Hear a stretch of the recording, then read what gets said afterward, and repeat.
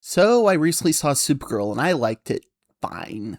It's far from the best superhero movies could offer, but there could be worse. It's in a weird place within the DCU, where it's the next super movie right after 2005 Superman, and there's gonna be another one next year with Man of Tomorrow. Honestly, there was already a sense this was gonna be swept under the rug, considering thematically it would have made sense for the next movie just to be a Superman and Supergirl team-up kind of movie. But instead, Man of Tomorrow is framed as a Superman and Lex Luthor team up against Brainiac, because a male villain is ultimately less controversial than a female superhero. Anyway.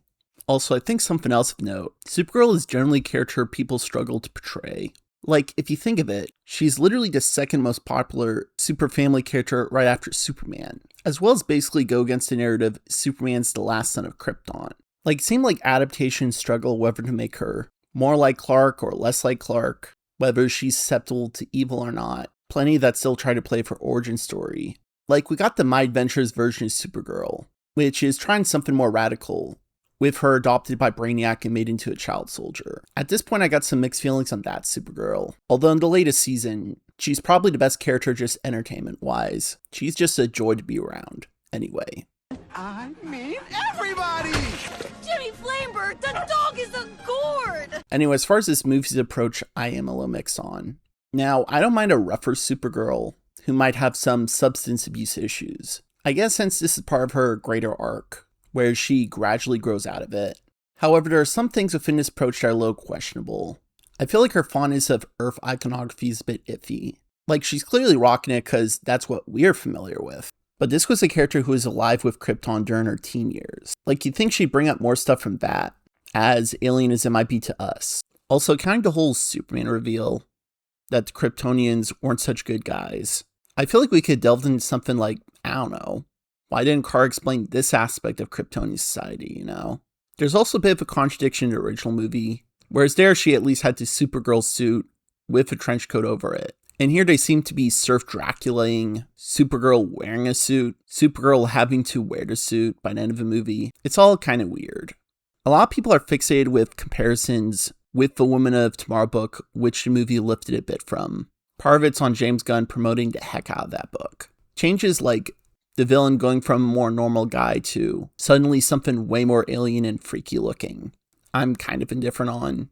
I think my biggest note there is, I think it would have helped if it made the girl that Kara was also traveling with, Knoll, also look more alien. Just to show the greater contrast in general, A big change is how they treat Krem at the end. In the book, what happens is Kara puts Krem into Phantom Zone to bring him out years later for Rudy to give him justice where she doesn't kill him but also doesn't forgive him.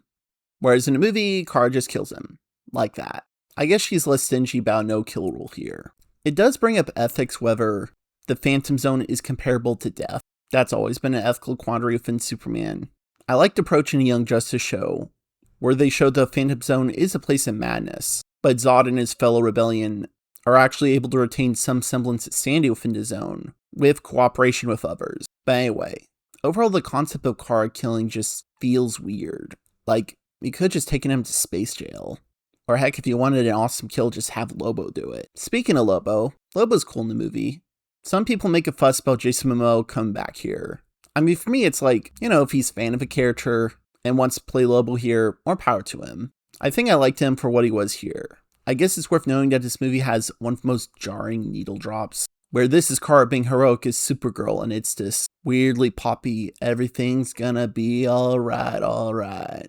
I mean, I kind of dug it for how weird it was, but it does kind of take me out, It doesn't have that cohesion that, like, the Mr. Terrific one had, I guess I also really quickly throw this out. One issue with the original Superman movie was how they did Krypto, kind of just dunking on him on every turn. For this movie, we don't get too much Krypto, counting he's poisoned for most of the movie. But seeing Kara being an irresponsible owner does help absolve Krypto a bit, like, oh, most of his weird mannerisms is because Kara's weird.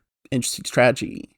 Dump the dog with the character people don't know what to do with. You guys know Supergirl has a cat, right? Anyway, overall liked it fine. But there could be expectations for something better, Hopefully there could be more interesting things with Supergirl and Lobo in the future. Anyway, cheerio, y'all.